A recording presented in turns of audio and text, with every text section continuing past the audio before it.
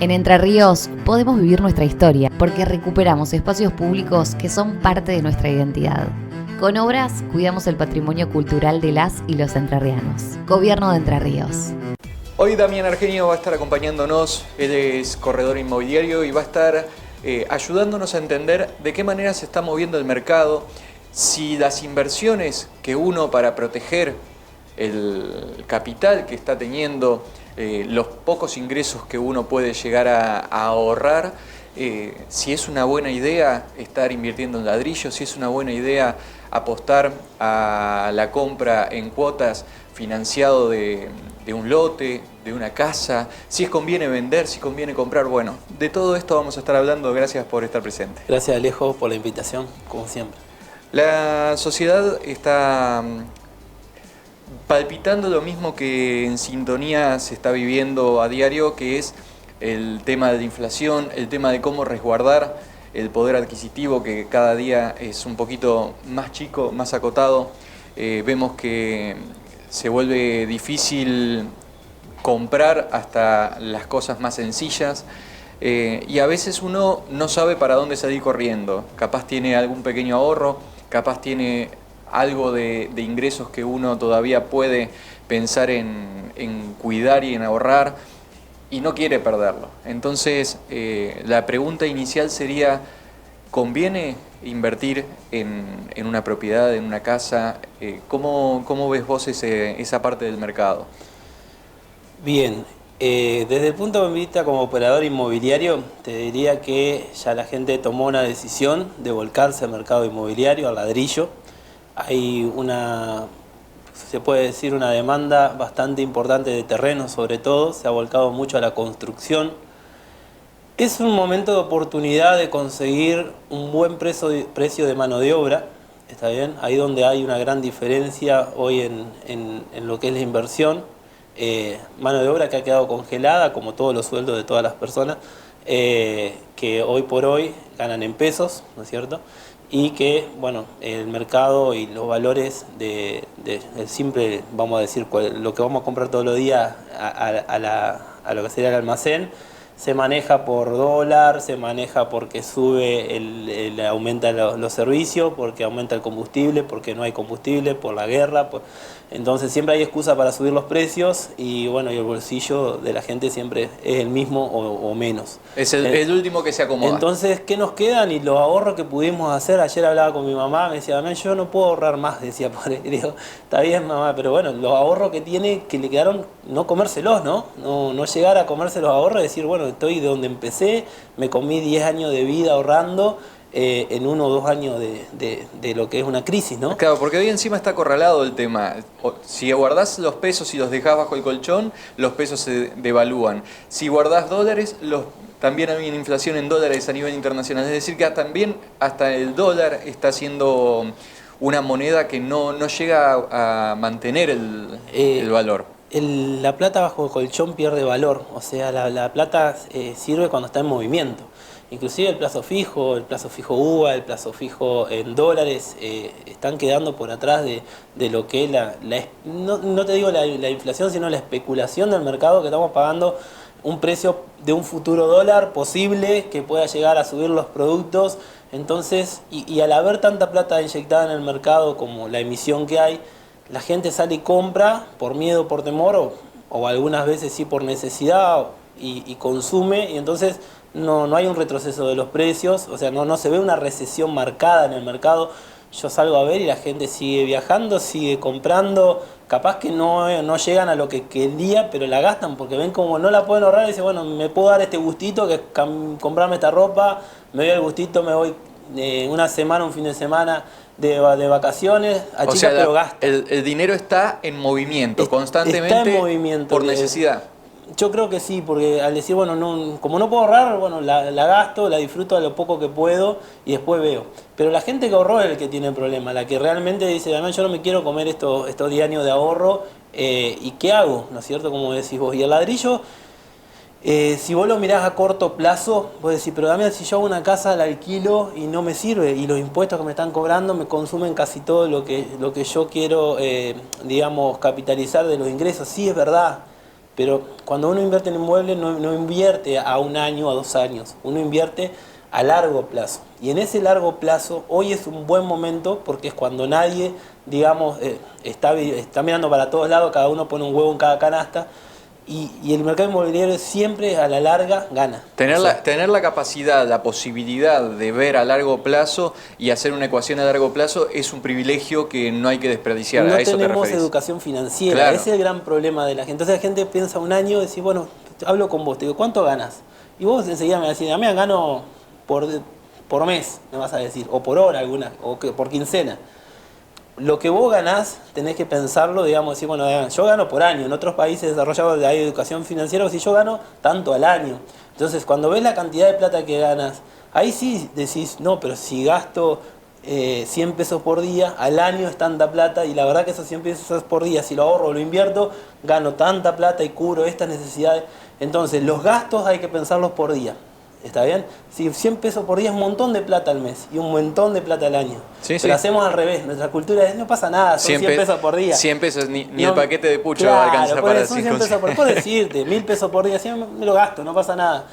Y al revés, lo que ganamos lo pasamos a poquito también. Decimos, gano 80.000 pesos por mes. Con suerte puedo alquilar una casa.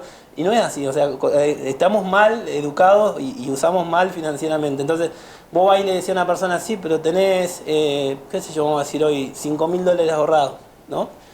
Yo creo que muchos tienen el privilegio de tener $5.000 ahorrados, o lo tienen en plazo fijo, o lo tienen en varias canastas, como te digo. Pero ya hoy es un terreno. En dólares han bajado muchísimo, digamos, porque realmente el que va a comprar el terreno es el que tiene el mismo bolsillo que vos, que yo, que todo. ¿Y eso por qué se da? Mencionaste que es más los terrenos que las casas, las propiedades o un edificio, lo que sea. Evidentemente es porque es más cercano al comprar un terreno. Es más cercano y aparte después vos decís, bueno, hago micro ahorros, cada vez que tengo el aguinaldo lo paso a ladrillo, claro, y voy haciendo de a a poquito. O los Procrear que están, o sea, hoy hay una inyección de Procrear muy importante, estamos vendiendo un montón de lotes para gente que compra para construir, te dan el 70% de la vivienda, ponele que con esta inflación te alcance para el 60%, pero el 60-70% seguro, y quiera o no, es un empujón importante. Entonces, yo creo que hoy salir a buscar un terreno no está mal. Los valores de la tierra han bajado mucho en dólares, en realidad por una cuestión de que salen del mismo bolsillo, ya te digo, del asalariado, que es el que maneja hoy en día la billetera del mercado.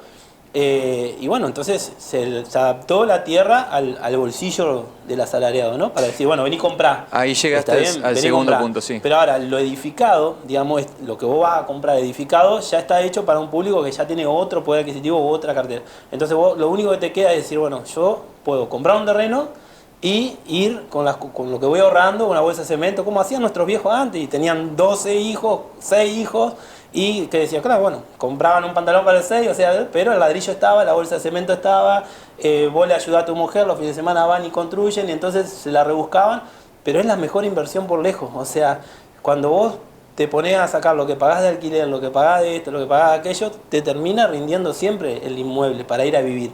Y como inversor, digamos, es un resguardo que hoy por hoy, si bien es caro los impuestos, todo, pero ya tenemos los ciclos económicos muy claros en la Argentina. Esto va a una reestructuración porque no tiene otro camino, porque si no nos vamos abajo el agua. Entonces en algún momento la reestructuración llega al mejor salario, llega y la gente ahí empieza a adquirir vivienda, a pagar mejores alquileres y empiezan a subir digamos, lo que sería la rentabilidad.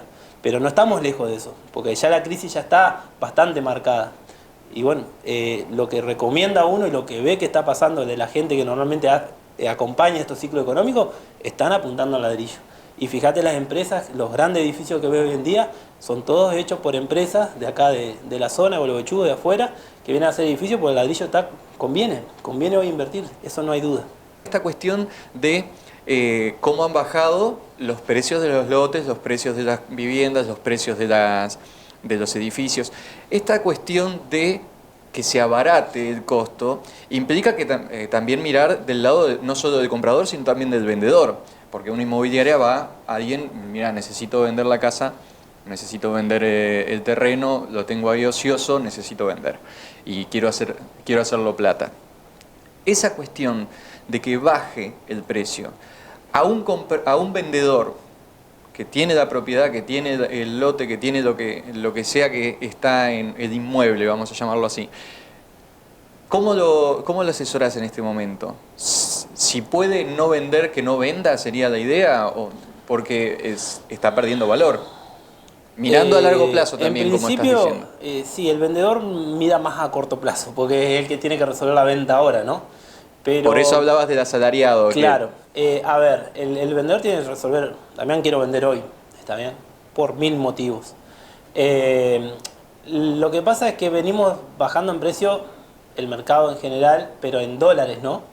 En dólares, no en pesos. A nosotros los asalariados en pesos cada vez nos sale más. En pesos sigue saliendo más, sí, pero en dólares ha bajado. En dólares ha bajado. ¿Por qué? Porque se está sincerando un poco el mercado, ¿no? La economía, el mercado, porque realmente el que termina manteniendo la estructura de hoy es la clase media baja, el asalariado, el obrero, el que mantiene la estructura. O sea, entonces estamos diciendo, bueno, de valores especulativos de tierra, de valores especulativos de ladrillo, estamos bajando a valores un poco más accesibles, porque si no, no vendemos. Lo más cercano al costo sería. Y claro, y cuando vos salís con esa plata, lo que le digo a los vendedores, es que cuando vos salís al mercado con esa plata, vos te das cuenta lo que rinde la plata. Mientras vos la tenés ahí y decís, no, pero yo me la habían tasado en $120.000 y hoy vení Damián y me decís que sale 70, y nadie se quiere mover del lugar. Entonces, ¿qué hago? Le digo, los invito a salir a ver otras propiedades similares, o a ver otros posibles negocios, otros lugares, otras posibles inversiones. Claro, porque quizás por protegerlo estás perdiendo otras oportunidades. Estás perdiendo de ganar, porque capaz que mañana estamos hablando de $50.000, no de 70. Por el mismo motivo, venimos de precios de pleno empleo, ponerle mejor situación económica, mejor situación financiera, y marcamos un precio de oportunidad. Hoy esa oportunidad no está, hoy la oportunidad es vender a tiempo y mover tu ficha, cosa de que protejas tu inversión o a la vez gane dinero. Hoy se gana bastante dinero. Hoy las empresas están comprando a dólar oficial y vendiendo a dólar blue, o vendiendo a dólar, qué sé yo, si querés, no hay gasoil, o a dólar no hay, subieron los impuestos, ¿no? Porque todo eso hace subir los precios. Pero bajar no bajan, o sea, a eso vamos, ¿no? Porque la gente sigue consumiendo. Somos, aparte de mala educación financiera, somos malos consumidores. Entonces también eso provoca esto en el mercado. También para este vendedor es una oportunidad que hay que aprovechar. La mala educación financiera son oportunidades, quieras o no, que tenés ahí a disposición. Es el mercado en el que estás moviéndote. Es lo que voy, o sea, uno por ahí al momento de asesorar no solo te dice, bueno, mirá, vendé. ¿Por qué? Porque yo digo no. O sea, nosotros le brindamos como corredores inmobiliarios, como martilleros o como agente de negocio, uno le brinda el panorama completo. Porque también yo entiendo que el que vendió un inmueble mañana me puede volver a comprar un terreno para empezar de nuevo el ciclo financiero o económico. Entonces uno cuida al cliente, no es que lo hace mal vender por mal vender, o dice, bueno, mirá, me ha pasado situaciones que dice, esto es determinante, necesito vender hoy, está bien, no hay mañana, es hoy. Y bueno, uno sale a reventar una propiedad, es verdad, porque necesita la plata hoy, y eso tiene un costo, es un remate, ¿no? Un remate. Y salís, bueno, uno busca el mejor precio, pero también entiende que hay otras necesidades que son superiores, digamos, a esa especulación de voy a vender mejor, voy a tener un precio. Entonces vos decís, sí, yo te lo taso en 80, pero si la salida a renta, la salida a rematar a la propiedad vale 40. Entonces también esto del tiempo es importante. Si yo claro, si la compraba y la vende hoy, no es negocio. Hoy hay que comprarla, la arreglas un poquito la casa, ¿no? Comprar una casa, agregás valor. Le agregás valor, la mantenés, digamos, y yo te digo, en 4 años, 5, contame cómo te fue. Porque es así, o sea, es un país muy rico este. Yo lo he hablado con mucha gente, dice, no, Damián, no, me dice, mi papá era italiano, te digo, y me decía, Damián, acá lo que pasa es que no hay guerra, no hay hambre, en realidad. Nos quejamos, pero vivimos muy bien, a comparación de los países que han pasado guerra de hambre, mi papá exiliado de la guerra. Entonces no vemos esas moneditas, ¿no es cierto?, que en este país hay mucha riqueza. Entonces, está mal administrada, pero la riqueza está. Entonces la reactivación llega. por el campo, casi siempre, después pasa al sector de la construcción y después empieza a moverse todo lo financiero, ¿no es cierto? Pero entonces, bueno, el campo se está retirado, los precios no son malos, ya te está dando índices de que esto va para mejor. Hoy invertís, cuidá tu quintita en algo seguro que es un inmueble, sabés que está ahí, me dijeron muchas veces, Damián, cuando vos inviertas, fíjate lo que pasó con las criptomonedas, ¿no? Bueno, vos cuando inviertas tratá de que lo que vos invertís poder tocarlo, que lo podés ver, lo podés tocar y que no esté muy lejos de donde vos estás. O sea, bueno, para el que no sabe lo que pasó con las criptomonedas, hubo una caída estrepitosa de los precios. Era una burbuja que se veía caer. Pero bueno, eso alentó también a, como hablábamos el otro día en una clase de finanzas que estuve, es que hay una nueva sensación o un nuevo consumidor, ¿no? Un nuevo inversor que no le tiene miedo al riesgo como nos tenían nuestros padres, nuestros abuelos, que por ahí decían, no, esto es arriesgado, no. Hoy hay una generación nueva de inversores que no le tiene, y eso marcó esto de la criptomoneda. Nos dejó un perfil de inversor que no le tiene miedo al riesgo. Y cuando vos no le tenés miedo al riesgo... También vivimos bajo riesgo. Sí, sí. Ya estamos de cuna acostumbrados. Pero si vos no le tenés miedo al riesgo, como era, no salgas a la calle, tenés cuidado, viste que 10 consejos antes de salir a la calle de nuestro viejo. Exacto. Bueno, hoy no hay ese miedo al riesgo. Pero si estás bien asesorado... Hoy el riesgo es no arriesgarse. El riesgo es no arriesgarse. Justamente no mover la plata, dejarla bajo el colchón. Pero ¿cuál es el problema? Es que la gente sale y, bueno, a ojos no. Asesorate bien y tomale el gustito al riesgo y vas a hacer plata. Porque en este momento se hace mucha plata. Porque no hay precio. No hay precio real. Uno fija un precio más o menos como cree, asesora al cliente, pero hay clientes que te dicen, no, dame, yo quiero vender al valor del 2003. Bueno, en eso estás dando justo en la tecla con un problema que hemos hablado varias veces dentro de este programa, en otras oportunidades, que es la falta de anclas. No hay costos en donde uno pueda agarrarse y decir, acá nos quedamos, y a partir de esto sacamos cálculos. Antes me acuerdo que teníamos el 2001 tan cerca, con el 1 a 1, que uno todavía podía hacer comparaciones. Mirá, bueno, esto está más aumentado que lo otro, tenías un parámetro. Ya pasaron más de 20 años, estamos quedando relegados y las anclas que antes teníamos ya no están más. Hoy estamos fuera de órbita. Y después los medios de comunicación que son de desinformación, porque vos no sabés a qué medio creerle, quién está, o sea, dice, sí, mirá, va a subir el dólar, pero te está generando una corrida bancaria. Por otro lado, el gobierno se defiende como puede. Entonces, ¿a quién le creo? Y bueno, acércate al corredor inmobiliario más cercano, a la persona que vos ves que le va bien en los negocios. Che, ¿cómo es el tema? Escuchá dos o tres voces, no solamente una. Y decís, bueno, pongo un poquito acá, un poquito acá, un poquito allá, y vas defendiendo. Pero hay que movilizarse, al capital bajo el colchón, ya te digo, no, mucha gente me dice, Damián, necesito dólares. Bueno, uno le va recomendando al que compra, el que vende. Pero en general, vos lo que ves que la gente va, saca 100 pesos, va y lo cambia, que compra $1, ponele, bueno, hoy 300 pesos $1, ¿no es cierto? Y al fin de mes no llegó, digamos, con las cuentas y tiene que venderlo, obviamente que le pagan menos, ¿no es cierto? Pero bueno, tratan de ahorrar lo poquito que tienen en dólares y no es la mejor inversión. Más vale compren un terrenito, o le digo a mucha gente que viene, che, Damián, ¿qué puedo invertir? No te alcanza por un terreno, no, comprate un autito, le digo, o sea, no es el mejor negocio, no es, hay mejores, pero por lo menos lo tocás, lo tenés ahí, mañana lo cambiás de modelo, lo cambiás hasta que ese auto valga lo que vale el terreno, y ahí cambiamos a una permuta, te lo toman, no cuesta nada hacer una permuta por un auto, un terreno, y ahí empezás a hacer la escala, pero agarrate de algo, o sea, en esa escala, no te quedes con la plata. Hay financiamiento. O sea, no son los mejores, yo entiendo. La gente dice, uy, Damián, pero tengo que pagar el doble, pero lo que pasa es que vos no medís la inflación que hay. Entonces, y esto me lo decía mi papá, Damián, cuando hay inflación, agarrá deudas. O sea, mientras sean en pesos, ¿no es cierto? Si es fija, mejor. Olvídate, capaz de decir, uy, un montón de plata. Se licúa con el tiempo. Vos pagaste la tercera cuota, la cuarta la pagás. O sea, el esfuerzo son 4 o 5 meses y después ya la misma te lo va liquidando. Todo, ojo, teniendo en cuenta cómo gana uno, ¿no? Hay gente que me dice, Damián, yo quiero comprar un terreno y me endeudo en dólares. Yo le digo, pará un poquito, ¿vos cobrás en dólares? No. Me dice, entonces no, vamos a hacer una financiación en pesos. Claro, porque te va a terminar pasando lo que pasó con los créditos UVA. Con los UVA. Por eso, entonces con un buen asesoramiento, decir, bueno, ¿cómo gana? ¿Cómo entra la plata a tu casa? ¿Cuánto gana tu grupo familiar? Bueno, ganamos 100, bueno, no te endeudes más de 30. Porque el otro 30 necesita para alquiler, para lo que sea, y el otro 30 para vivir. ¿Entendés? Sí, Entonces, sí, no podés resignar todo tu hay una salario. receta. Lo que pasa es que no te la enseñan en primaria, no te la enseñan en secundaria, no te la enseñan en casi ninguna universidad, salvo que estudie economía. Bueno, Los golpes hay de la una vida te receta, van guiando, hay ni una siquiera te receta, enseñan. Una receta, vení acercate al que vos confíes, un contador, o sea, mientras sea de confianza, cualquier profesional más o menos lo tiene en cuenta. ¿Está bien? Esta receta. Y de ahí empezó a hacer el caminito. O sea, es un sacrificio, no es de la noche a la mañana como las cripto que vos comprabas una y te hacías multimillonario. No, no es para cualquiera. Si existe, no es para cualquiera. ¿Está bien? Pero para nosotros que somos los asalariados, hay caminitos de hormiga que se van haciendo y muchos gurises que yo conozco que trabajan hace 5 o 6 años, ya tienen su terreno. O sea, no es tan largo.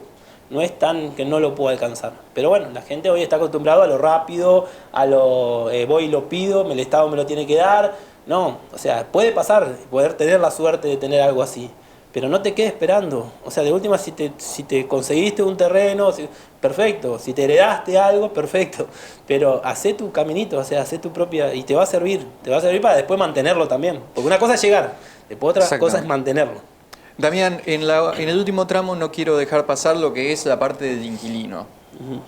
Tenemos un gran debate a nivel nacional que ahora está estancado, que era la nueva ley de alquileres, que viene a reemplazar la nueva ley de alquileres, porque parche sobre parche de Argentina se va haciendo y le va explotando todo por debajo, como pasa con las calles, y nos encontramos con que hoy estamos en una especie de limbo de qué es lo que va a venir después, pero nos encontramos con una realidad que es: los alquileres se están midiendo bajo la lupa de la ley actual, la regla que es a 3 años, con indexación anual por inflación. ¿Cómo estás viendo este proceso, las actualizaciones que se vienen a lo largo de este año, que van a ser bastante altas, entendiendo lo que está creciendo el IPC y la inflación en general, y el poder adquisitivo que, bien sabemos, no está siguiendo ese ritmo? ¿Están en riesgo los alquileres? De hecho, el mercado lo que está más o menos resistiendo a esta ley de alquileres que nosotros ya veíamos que no era digamos, mientras más mano le metés al mercado, digamos, más te metés, más lo querés fijar, lo querés enfriar. Más lo ensuciás. Sí, termina siendo algo como que no lo puede frenar, y siempre la ley llega atrás del caballo, digamos, o sea, ¿se dice el caballo atrás del carro o algo así? Bueno, así, no me acuerdo, no me salió. El caballo atrás del carro sería. El caballo atrás. Bueno, la ley llega más o menos así tarde. Entonces, lo que no se puede forzar es al tipo que invirtió, pensémoslo de esa forma, o que no, que lo recibió de herencia y tiene eso, su jubilación, y está resistiéndola a ponerle un precio. O sea, lo que hace es decir, bueno, listo, yo no puedo decidir, lo saco, listo, vendémelo, Damián. O lo parto en 4 departamentitos más chicos y lo voy rebuscando así, ¿viste? Pero la idea es, estás empujando a una de las partes a salir del mercado. Entonces, nosotros dentro de la formalidad, estamos cumpliendo con los contratos, con todas las formalidades que pidió la nueva ley, ¿no? Ahora, lo que nosotros por ahí proponemos dentro de lo que es el pacto de las partes, ¿no? Decir, bueno, mirá, fíjate, vamos a tratar de ir llevándolo al alquiler, cosa que cuando llegue el año a vos no te signifique un doble, digamos, el doble del alquiler, que lo tengas que de la noche a la mañana salir, y al propietario, digamos, no signifique 6 meses que estuvo licuado el alquiler. Porque yo pongo el precio hoy, venimos, alquilamos esto, y yo le digo al dueño, mirá, esto está para alquilar 40, y ponelo 50 también, porque yo en 6 meses estos 40 no van a ser 40, y viene el inquilino y dice, Damián, yo puedo pagar 45, ¿entendés? Se establece una negociación ahí. Sí, bueno, pero es verdad. El tema es que a los 45, a los 6 meses, digamos, al que paga el alquiler del inquilino, el sueldo es más o menos lo mismo. O sea, y después, a los otros 6 meses le empieza a ser barato, y después cuando viene de golpe el aumento, se le fue en otra cosa la plata y dice, Damián, me tengo que ir. Irme de la vivienda significa flete, conseguir otra vivienda, pagar de nuevo una inmobiliaria, que no es poco, porque por la nueva ley vas a hacer un 5% un contrato a 3 años, lo que simboliza que antes era un mes, ahora es un mes y medio. O sea, y los gastos que tenés, entonces decís, no, pará, vamos a renegociar. Si vos sacás esos gastos de nuevo a 3 años te conviene pagarle 1.000 pesos más o 2.000 pesos más de alquiler al propietario y no movilizarte. Entonces la gente por eso no tiene educación y de La ahí capacidad de negociación del inquilino con el propietario a través de la inmobiliaria todavía está vigente. nosotros estamos haciendo, ya te digo, todas las peripecias que podemos, por eso te separé. La Exacto. formalidad, que es lo de la ley nos permite, y el convenio de partes, después decir, bueno chicos, vamos corrigiendo esto porque nos está llevando a que el inquilino se vaya, y es un buen inquilino, tiene buen trabajo, siempre te cumplió, pero no le da más. Y el dueño, con los impuestos que viene, dice, no puedo más. Sí, tengo que cambiar vivimos en la cerradura. misma realidad, pongámonos Claro, de tengo que acuerdo. cambiar la cerradura, no me sirve, sacámelo al inquilino. Entonces uno va mediando. Pensábamos que íbamos a trabajar menos, estamos trabajando muchísimo más, sobre todo cuando llevamos a la administración del inmueble. Ni hablar si se rompe algo, ni hablar. Entonces, ¿qué estamos haciendo? Sugiriéndole al dueño o al inquilino que contraten seguros, que cubren ciertos parámetros del alquiler. Estamos tratando de armar una torta complicada, ¿viste? Que se nos va para un lado para el otro. Pero bueno, yo te digo la verdad, el mercado está, que hay mucha demanda, o sea, no hay dónde meter la gente. Ponele porque se está viniendo mucha gente de Capital, de Buenos Aires, que ya hoy pueden trabajar desde su casa, ¿no es cierto? Home office. Mucha gente que ha decidido decir, bueno, no quiero vivir más acá, en Córdoba, se está viniendo para Gualeguaychú.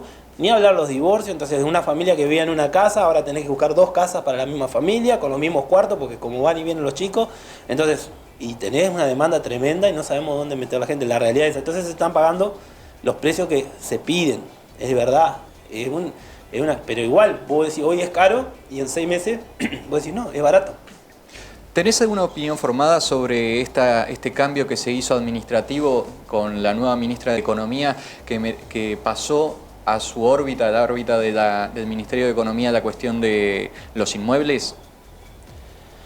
¿Sabés para qué lado están tratando de llevarlo? Mirá, no tengo mucha información sobre eso. En principio, como todo... Es nuevo y todavía no han dicho qué es lo que quieren hacer. Hay que esperar que decante, ¿viste? Por eso yo la información es así, como te dije, hay que ver qué medio, cómo lo dice, qué diario lees. Pero bueno, más o menos no tengo mucha información, no lo hemos hablado con el grupo de inmobiliarias. Lo hablamos entonces en la próxima. Sí, lo hablamos. Preferiría que sí, porque son cosas que por ahí hay que hacerlas descantar. En principio, siempre va a orientar para lo impositivo. Quédate tranquilo que como es fácil, digamos, ubicarlo, es algo que, si bien como te dije hoy, está bueno invertir en algo que se toca, el Estado también lo está viendo, ¿entendés? Y te lo mide, si tiene pileta, si no tiene pileta. Pero bueno, esa es otra página, como vos decís, que la podemos hablar en otra, con más información por ahí específicamente sobre eso. Muy bien, ahí Dale. tenemos entonces la invitación hecha. Otra invitación. Muy bien, muchas Gracias por todo, A Damián. vos.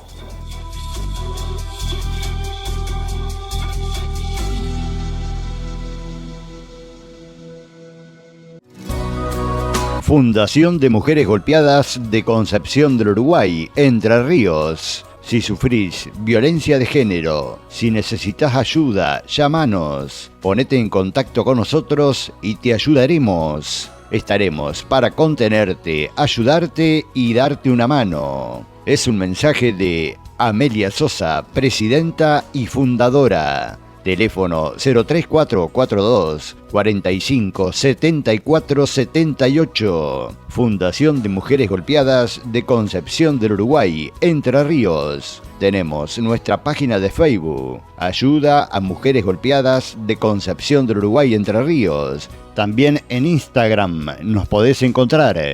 Te esperamos.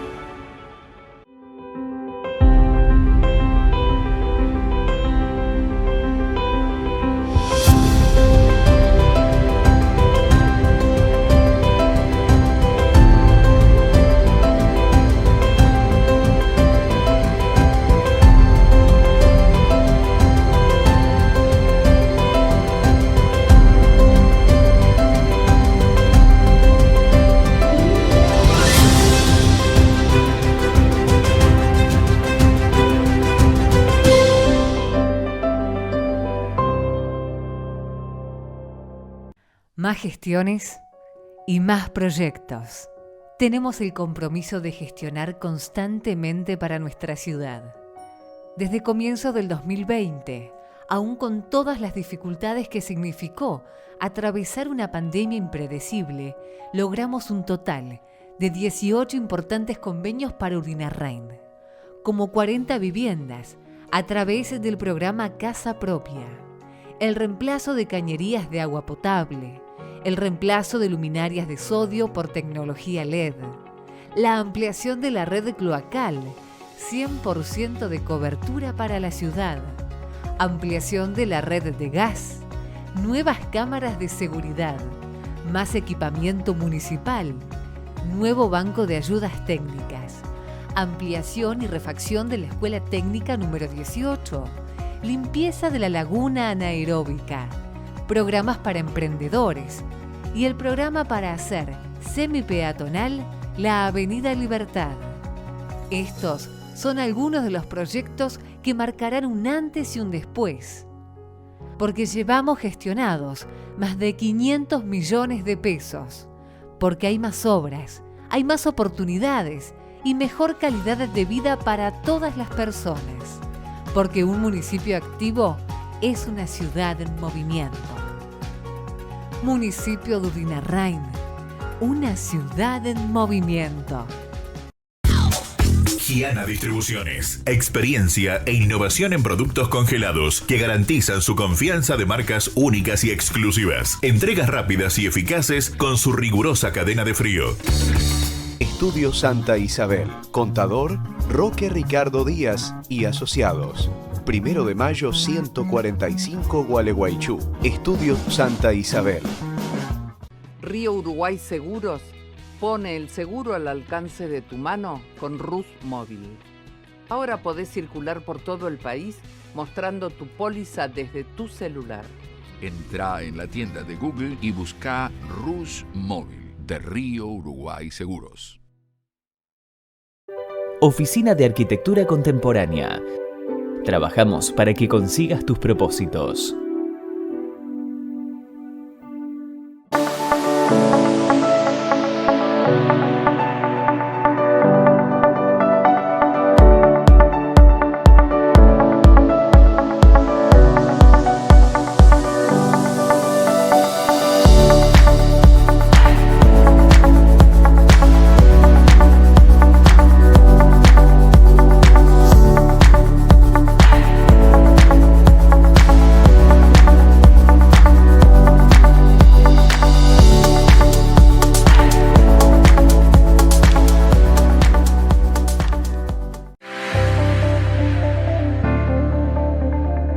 Gilverde es un pueblo que se traduce en obras.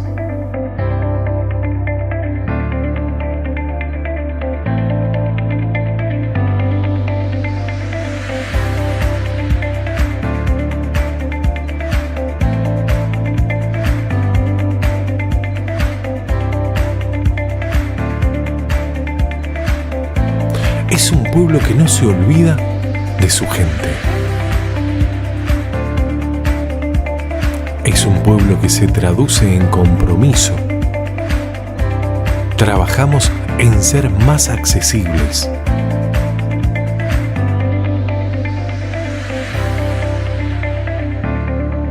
Gilverde, un pueblo que crece haciéndolo juntos.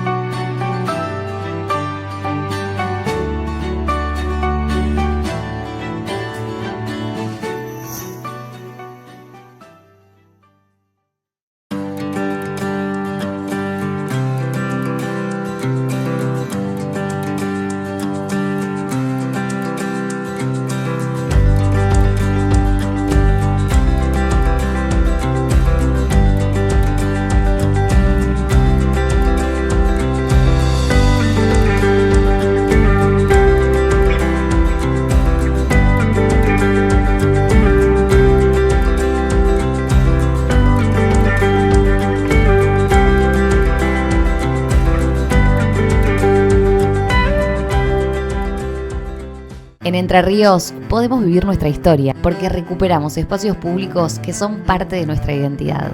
Con obras cuidamos el patrimonio cultural de las y los entrerrianos. Gobierno de Entre Ríos. Luego de una semana cumplida de la nueva ministra de Economía en Argentina y lo que ha sido este sacudón para todo el pueblo, para toda la Argentina, a través de lo que son los tipos de cambio, a través de lo que es la escasez de productos que dejaron de aparecer, precios que se fueron por las nubes o que directamente no hay, gente que no se anima a vender porque no sabe si va a poder recuperarlo.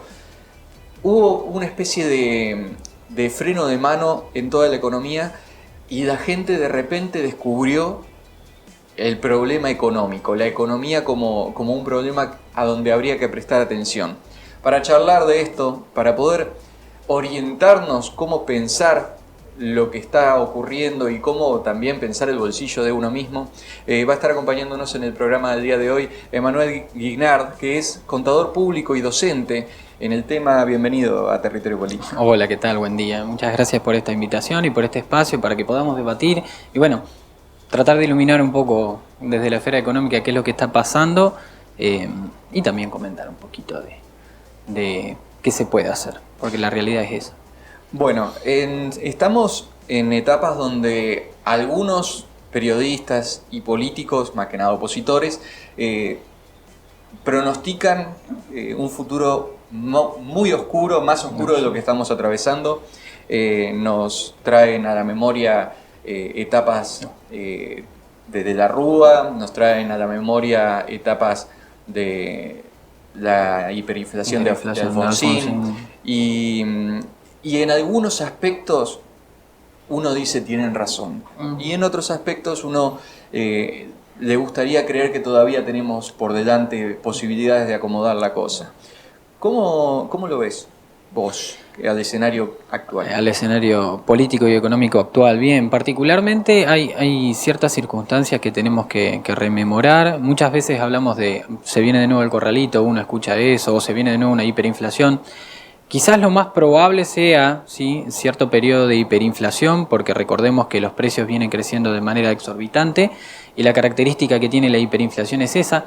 No sé si vamos a tocar los límites de la hiperinflación porque recordemos que conceptualmente la hiperinflación es un 50% de incremento en el nivel de precios en un mes. Y se espera o se vaticina, según lo que dicen los últimos informes, de que va a alcanzar un 79.2% en el peor de los casos. Peor, no sabemos bien qué es lo que va a pasar. Dice que va a ser una aceleración desde julio, como pasa todos los años, pero un 80% anual no sería todavía considerado una hiperinflación, porque recordemos que los periodos hiperinflacionarios en Argentina más destacados, que fueron en el 89 y en el 91, fueron de aproximadamente un 160% o un 80% en meses específicos o en un trimestre. Serían duplicar lo que el pronóstico actual. El pronóstico actual, exactamente. Ese sería el primer punto, ¿no? Como para tranquilizar un poco. ¿Va a haber inflación? Sí, absolutamente. ¿Va a ser muy alta? También. El tema que tenemos es que inevitablemente venimos de un 2020 con un receso muy grande a nivel económico, un parate en la actividad que nunca se había visto, medidas económicas mal implementadas, impuestos que no se redujeron, reactivaciones desde el punto de vista financiero que no sirvieron porque lamentablemente los créditos no tuvieron la repercusión que se esperaba. Después tuvimos un 2021 un poco más alentador, reactivando la actividad económica, pero que no alcanzó. Y este 2022, bueno, el panorama ha sido negro, primero y principal motivado por toda la escasez de recursos que existen, los problemas económicos provenientes de sectores exógenos como lo son la guerra, que bueno, uno contra eso no puede lidiar obviamente, y nosotros encima que lo agravamos con los problemas económicos de base de que todavía no sabemos qué rumbo tomar. Y que lamentablemente, bueno, nos llevan a este panorama en el que estamos actualmente, ¿no? De cambios de ministros que vienen y dicen que van a seguir con las mismas líneas económicas, que en realidad no eran líneas económicas porque no sabían para dónde ir. Entonces, como que estamos en una gran incertidumbre y nuestro peso que no sabe para dónde ir. Cuando hablamos de anclas económicas, como por ejemplo desde el gobierno cuando se impulsa precios cuidados o acuerdos de precios, congelamiento de precios, nos encontramos con que uno de los últimos eslabones, y quizás el que nunca termina de acomodarse, es el salario. El salario ha quedado tanto el salario mínimo o la jubilación, que es el salario para aquel que ya trabajó durante su época y ahora está en pasividad. Esa parte siempre queda retrasada y cada vez queda más retrasada. ¿Qué posibilidad hay de acomodar esa variable sin matar al empresario? Porque cuando te dicen, no, vamos a acomodar por decreto, vamos a subir salarios, porque fueron cosas que se estuvieron hablando incluso la semana pasada y la anterior. Exacto. Todo depende también de la caja que tiene el empresario para poder sostenerlo, depende del Estado, a ver si tiene la erogación como para poder aguantarlo. No es cuestión de decir vamos a hacer 50% de aumento y mágicamente aparece el dinero para pagar esas deudas, ¿no? Sí, absolutamente. Recordemos que, a ver, nosotros tenemos un gran problema de base estructural siempre, todos los años, que es la futurología de la economía, ¿no? Porque uno plantea para el año próximo, en base a los presupuestos establecidos y en base a la proyección económica, cuál va a ser el volumen de inflación que va a haber, ¿no? Lo que hacía Guzmán, 33%, ¿no? Con una bola de cristal un poco, ¿no? Estaba medio opaca. Nula, había que limpiarla. Sí, pero él establecía, ¿no?, la inflación. Luego en la mesa de enlace, los sindicatos reunidos con los empresarios lo que intentan hacer es proyectar un incremento que vaya a la par. Entonces, por esto que las paritarias siempre buscan este incremento aproximadamente cuatrimestral, en el que se van haciendo saltos periódicos en el nivel de precio para lograr acaparar todo ese incremento que va teniendo la inflación y que cuando llega el aumento, obviamente, el salario se ajuste al incremento que tuvieron los precios. Lamentablemente no pasa así, bien, por más de que los cálculos estén relativamente bien hechos. El problema que tenemos siempre es que la inflación crece de manera desmedida, los panoramas económicos siempre son adversos, así que irremediablemente cuando llega el ajuste por paritaria, después hay que hacer reajuste sobre el ajuste para poder incrementar. Estaba leyendo que para los próximos meses se vienen incrementos de hasta un 50% en los salarios previstos, porque como la inflación va a ser, como decíamos hace un momento, casi del 80%, no había un vaticinio de ese número ni por asomo, así que absolutamente tienen que incrementarse para poder regularlo. ¿Qué es lo que va a suceder? El tema es, como vos decís, el salario va en aumento, es un costo empresarial, obviamente. Recordemos que para la empresa el trabajador es un costo más, así que inevitablemente ese incremento que va a tener tiene que salir de alguna parte, seguramente de la ganancia de la empresa, que actualmente no sabe qué hacer. Como vos mencionabas hace un rato, no sabemos qué hacer con el tema de las ventas, ¿no? Porque estamos trabados de todos lados. Tenemos un tipo de cambio que está fluctuando muy rápido, los empresarios no se animan a vender, muchos están jugando a la especulación de ver qué hacer con los stocks que poseen, entonces es complicado tener el margen de ganancia o lo que llamamos la bicicleta financiera lo suficientemente aceitada para saber cuándo viene el incremento, cómo se puede pagar. Y el tema también es que el salario es la variable más relegada de la economía, eso hay que mencionarlo. Los salarios no tienen ajustes por intereses, por ejemplo, o sea que a un empleado se le puede pagar de manera retrasada y él no puede cobrar intereses sobre tal cosa. Sin embargo, sobre cualquier crédito o sobre cualquier impuesto, si uno se retrasa, le corresponden intereses resarcitorios y si se excede, punitorios. Así que lamentablemente la variable salario es un poco caótica al momento de verla desde el punto de vista del trabajador, y desde el punto del empresario es complicado ahora poder pagar todo lo que hay. Es más, los aguinaldos fueron un tema crucial este año. Llegar a la parte del aguinaldo, del primer SAC del año, y poder afrontarlo con todo este cambio de paradigmas que hubo fue bastante complejo para los empresarios. Te voy a llevar entonces a otra de las cuestiones que estuviste mencionando, que tiene que ver con la reorganización, no solo de la cuestión salarial, sino también de la cuestión impositiva. Cuando se hacen las cuentas, los impuestos que uno tiene son un porcentaje de la ganancia, son un porcentaje de cada cosa, son un cálculo estimativo de acuerdo a una base de consumo, por ejemplo. Siempre te dicen que están atrasados. Desde hace años que te dicen que está atrasado.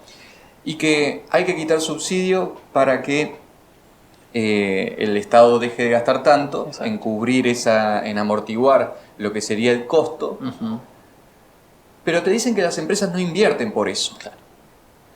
Y ahí es donde a mí me hace ruido, porque el subsidio lo que hace es pagar a la empresa. Sí. Por lo tanto, lo que uno debería estar pagando si el subsidio se saca, sigue siendo exactamente el mismo valor. Exacto. ¿Por qué dicen las empresas que están perdiendo plata cuando en realidad siguen ganando, solamente que le paga el Estado en vez del privado? Sí, uno de los grandes problemas que tenemos es que cuando recibimos un subsidio nosotros lo tomamos como parte natural de lo que estamos recibiendo y después pensamos que eso ya tiene que ser parte de nuestro presupuesto. Nos pasa, por ejemplo, como si tuviéramos un hijo con una beca, ¿no? Nosotros creemos que ya esa remuneración que obtiene es parte del beneficio y por lo tanto podemos generar gastos por encima. Así que seguramente se va a incrementar nuestro nivel de gasto porque como la remuneración es un poco más alta, tenemos mayor amplitud o un abanico un poco más grande de gasto. Lo mismo le pasa a las empresas. Cuando el Estado decide subsidiar ciertos servicios primarios como lo son la electricidad o el agua, nos encontramos con la situación de que ellos después deciden aumentar su nivel de gasto en algunas otras cosas, por ejemplo en infraestructura, aunque lo vemos muy poco, pero no están ajustándose a la víspera de que a futuro se puede quitar ese subsidio, como nos pasó hace un par de años cuando durante el gobierno de Macri se quitaron todos los subsidios a los servicios y obviamente tanto consumidores como empresas salieron a cuestionar esta política, aunque inevitablemente a nivel mundial no existen estados que estén subsidiando servicios. El servicio, digamos que tiene que ser lo más estable posible, porque el servicio, como su nombre lo indica, es propiamente el consumo propio que cada uno de los individuos va haciendo y tiene que ser consciente, porque es un recurso que se está agotando en la utilización. Así que subsidiarlo es casi como impulsar a su consumo. Muchas veces hay que evitar eso. Yo creo que la quita de los subsidios por parte de las empresas a los servicios debe estar, porque, o sea, se tiene que eliminar, porque en realidad de esa manera vos le dejás al consumidor la libertad de que gaste en realidad lo que tiene que gastar y que se mida también en parte. No por el hecho de que si una persona gasta más o menos, sino por el hecho de la importancia o la relevancia que tiene el recurso por encima de cualquier otro tipo de consumo. Y respecto de las empresas, bueno, acá a nivel local tenemos pocos servicios de medidores, son empresas que se dedican de manera única formándose como monopolios, así que no tenemos mucha alternativa.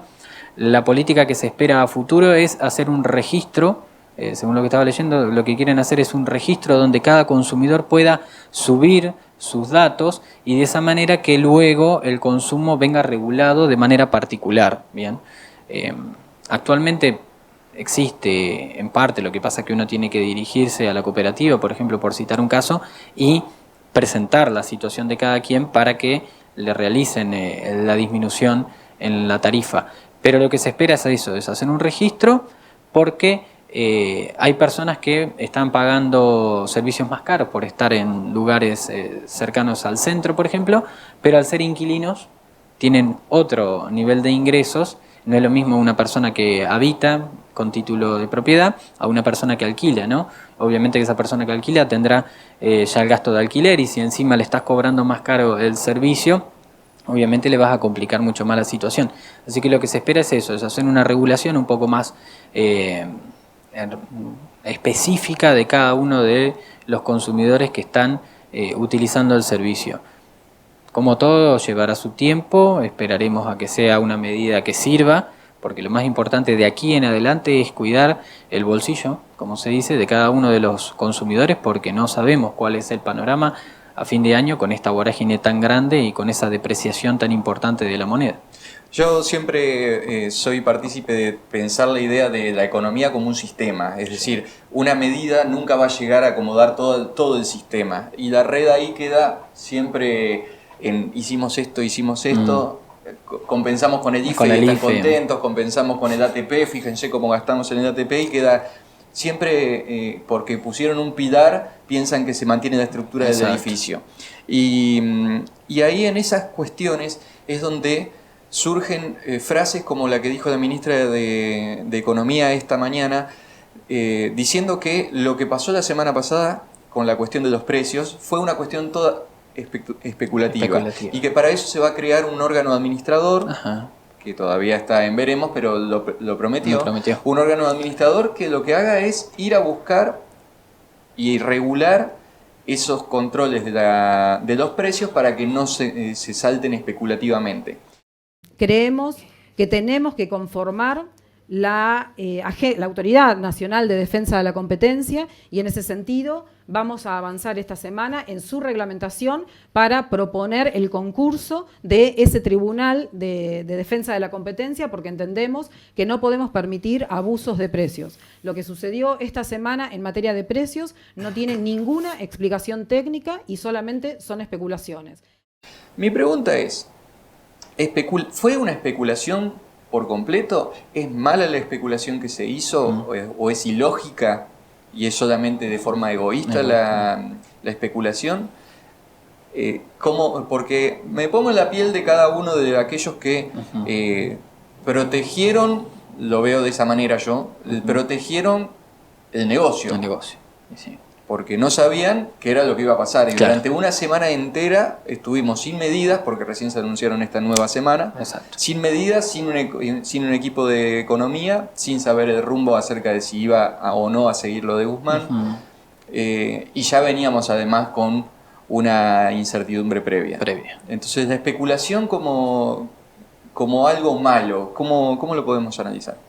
Lo primero que habría que decirle a la ministra es que no haga más ministerios, por favor, porque siguen agravando el problema, ¿no? Porque cada ministerio ponen a un montón de personas a trabajar y son partidas de gasto público que hay que generar, con impuestos que se tienen que pagar para poder solventar ese gasto, así que trabaje con el equipo que tiene, que no haga más gastos anexos. Y respondiendo a la pregunta, o tratando de responder, porque en realidad es una pregunta muy subjetiva desde el punto de vista empresarial, cada empresario sabe el riesgo que pone, bien, eso es algo que muchas veces excede, porque nosotros vemos las manifestaciones y siempre vemos como que la figura del empresario es el malvado, o nos han querido explicar eso, pero también hay que entender el trasfondo del empresario, que es quien pone un capital a trabajar, y ese capital muchas veces está en riesgo, y más en una sociedad como la Argentina, donde no hay un panorama económico a futuro que te dé la certeza de que vas a poner un capital a trabajar y en 2, 3, 4 años vas a recuperar la inversión. En criollo te la estás jugando. Exacto, ¿no? Es muy complicado. Venimos de una sociedad donde todos queremos ser jefes, pero es complicado ser jefe. La realidad es esa, ¿no? Tratar de ser jefe con el capital propio, poniéndose a riesgo y con la gran probabilidad de que te vaya mal, porque la realidad es esa, es muy complicado. Entonces yo creo que lo que han intentado hacer los empresarios es resguardar el capital que ya tenían, obviamente en stocks, tratar de mantenerlo lo suficiente hasta que la economía logre tomar un rumbo mínimamente estable. ¿Qué quiere decir esto? De que en una semana no cambia drásticamente la situación, como pasó con los tipos de cambio, y hay variables obviamente que están jugando de fondo. Tenemos próximamente los pagos que hay que hacer por parte del Banco Central al Fondo Monetario Internacional. Hay también bonos que cancelar. Entonces todas estas operaciones llevan adelante un nivel de riesgo, de una incertidumbre que uno no sabe para dónde va a ir. ¿Qué es lo que hay que hacer? Y bueno, si el consumo no se puede realizar porque hay especulación, hay que tratar de reducir el consumo lo máximo, tratar de no enloquecerse por salir a comprar, porque la realidad es esa. Muchas veces el mercado actúa de maneras arbitrarias, entonces uno tiene que ser reactivo contra el mercado y como demandante esperar a que se estabilice, a que haya una regulación y que los empresarios vuelvan a confiar un poco más en el mercado. Obviamente que todo esto va a llevar a que los precios sigan aumentando, a que el poder adquisitivo siga disminuyendo, pero bueno, nos pasa, ¿no? Por ejemplo, ahora todo el mundo está desesperado por el papel. La crisis del papel viene hace aproximadamente 2 años, lo que pasa es que ahora se hizo más notoria. Y todo el mundo, ¿cuál es la tentación que tiene? Ir a comprar papel. Bueno, esas cosas hay que tratar de evitarlas, ¿no? Como cuando el morrón subió, es todos corriendo a buscar morrón que nunca usaban. Exactamente, lo mismo que cuando aumentó el limón porque lo empezamos a exportar. Gracias por exportar el limón, ¿no? Porque es una de las pocas cosas que exportamos al mundo. Mandarina, naranja también sí, acá, sí, por suerte la parte cítrica es muy buena. Entre Ríos. Último tramo de la entrevista, creo que es fundamental pensar cómo resguardarse cada uno en su economía básica en su economía hogareña. No podemos dejar pasar que la economía es también la administración de la casa. Entonces, ¿qué hacemos para lo poco que nos entra? Incluso teniendo en cuenta que muchas familias ya están endeudadas hasta con el almacenero al que le fió. Sí, venía pensando esa pregunta, ¿no? Porque dije, me la va a preguntar. Yo sabía que le iba a preguntar. Porque la realidad, todo el mundo se la está preguntando. Sí, el grave problema que tenemos es que la moneda con la que utilizamos habitualmente no tiene alternativa de inversión. Hoy se estaba hablando el tema de incrementar, como ya pasó, la tasa de interés, ¿no? Que estaba en 4.4 mensual, llevarla porque está por debajo del 5% de inflación. ¿Qué quiere decir esto? Que por cada peso que invertiste en plazo fijo estás perdiendo aproximadamente, no sé, unos 20 centavos. ¿Qué queremos decir con esto? Que la alternativa de inversión en pesos no existe. Si uno intenta comprar moneda paralela, sea una divisa de cualquier otro país, es complejo porque no existen reservas. Hay que ir a alguno de los otros tipos de cambio existentes que obviamente son mucho más altos que lo oficial. Entonces uno ahí también pierde porque está comprando a un dólar mucho más alto del que en realidad puede. Pero es la alternativa que la gente está utilizando.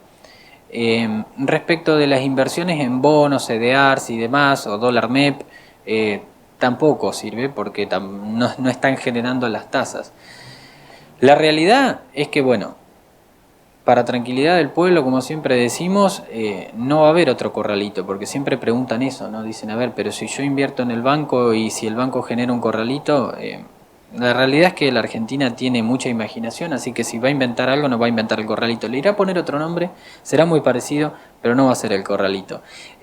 Hoy en día tenemos sistemas electrónicos que son mucho más rápidos, vos podés hacer transacciones más rápidas, así que obviamente no va a pasar como pasó en el 2001, que todavía los sistemas eran muy manuales, había que ir a retirar el dinero y fue por eso que hubo ese colapso tan grande.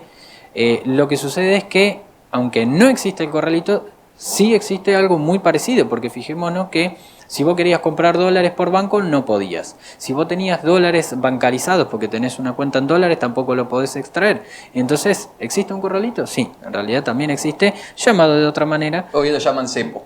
Exacto, ¿no? Llamado de otra manera, pero sigue siendo lo mismo. Entonces, la alternativa más viable que tiene la familia promedio es la compra de bienes físicos, es lo único que le queda, porque si se dedica a invertir en los bancos no están generando los intereses necesarios para poder mantener el valor adquisitivo de la moneda. Por otro lado, tampoco hay incentivo, porque si decimos que recién ahora están por ajustar las tasas de interés, todas las inversiones pretéritas que se realizaron no van a recuperar ese nivel de poder adquisitivo en pérdida. Entonces, lo mejor siempre es capitalizar, comprar, invertir. Siempre que existe crisis, aunque parezca un poco arbitrario, si uno ahorra, en realidad termina agravando la crisis, porque no mover el dinero tampoco es una alternativa. Entonces, lo mejor es tratar de seguir consumiendo lo habitual, hacer stock de ciertas reservas que podamos tener, porque los precios van a seguir aumentando, y tratar de quedarse con la menor cantidad de pesos posibles de acá a aproximadamente el trimestre que sigue, porque la realidad es que el vaticinio no da algo próspero para futuro. Así que, como la inflación va a seguir acelerando, tener aunque sea lo del hábito de consumo y tenerlo guardado no estaría mal. Estoy hablando de la familia promedio, ¿no? Que ni siquiera puede darse el lujo de ir a comprar una cantidad de dólares a un mercado paralelo, ¿no? A eso me refiero. Porque la realidad es que el público en general se encuentra en esa situación, ¿no? Uno ve las alternativas de inversión y piden requisitos de que tengas una cuenta concomitente, que tengas abierta una cuenta en dólares, y el público promedio no accede a esos recursos. Así que inevitablemente, bueno, por lo menos que compren bienes físicos, materiales también. Bien, bueno, ya me empezaban a aparecer nuevas preguntas a raíz de eso, pero lo vamos a dejar acá, bueno, porque hemos, creo que, pasado por un panorama bastante amplio. Bien. La gente ya tiene un poquito más claro que estamos complicados. Sí, sí, es la realidad. Y tendremos más adelante otra oportunidad para poder seguir charlando. Sí, para tranquilidad de la gente, estamos en Argentina. digamos, siempre Si hay en lo alguien que está económico. preparado para afrontar de Argentina, son los argentinos. Y sí, porque vos fíjate que el panorama internacional es de aproximadamente 2 al 6% de incremento en la inflación y es un caos. En cambio nosotros vaticinamos un 80% y acá estamos hablando. Así que mal que nos pese, es Una virtud. Una virtud que tenemos, sí.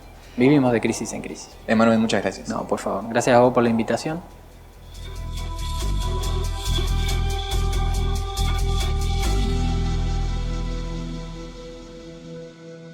En Entre Ríos podemos vivir nuestra historia porque recuperamos espacios públicos que son parte de nuestra identidad.